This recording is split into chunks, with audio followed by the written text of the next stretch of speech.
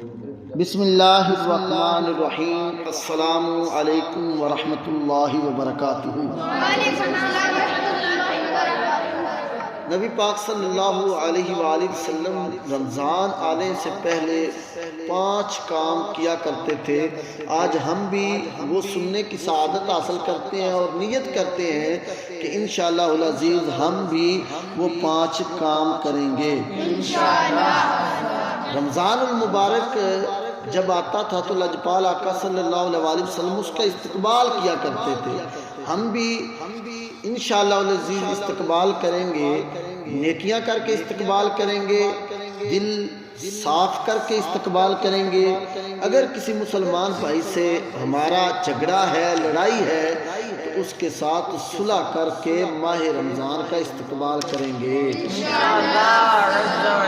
دوسرا، نبی پاک صلی اللہ علیہ وآلہ وسلم جب رمضان المبارک آتا تھا تو فکر مند ہو جایا کرتے تھے۔ رنگ مبارک لجپال آقا صلی اللہ علیہ وآلہ وسلم کا تبدیل ہو جاتا تھا، خوف خدا طاری ہو جاتا تھا۔ انشاءاللہ ہم بھی اس ماہ رمضان میں اللہ تبارک و تعالیٰ کی خوب عبادت کر کے فکر کریں گے اور اپنی مغفرت کے لیے خوب کوشش کریں گے تیسرا، لجپال آقا صلی اللہ علیہ وآلہ وسلم عبادت کے لیے کمر بستہ ہو جاتے تھے، نوافل پڑھتے تھے اور خوب دعائیں کرتے تھے۔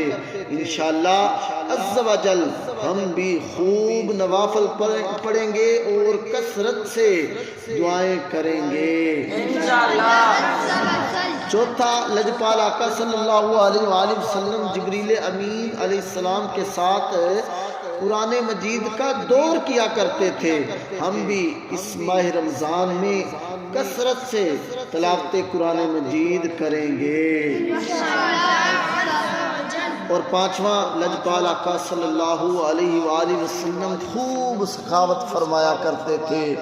ارے واہ کیا جود و کرم ہے شاہ بطحا تیرا، نہیں سنتا ہی نہیں مانگنے والا تیرا۔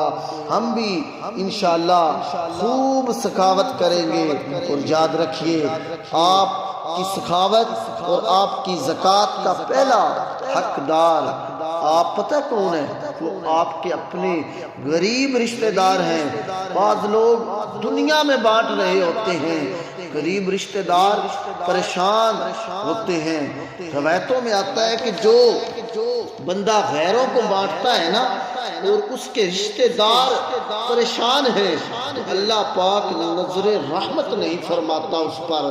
تو انشاءاللہ العزیز اس ماہ رمضان سے آنے سے پہلے اور ماہ رمضان میں یہ 5 کام ہم خوب تسلی سے اور خوب دل لگی سے کریں گے۔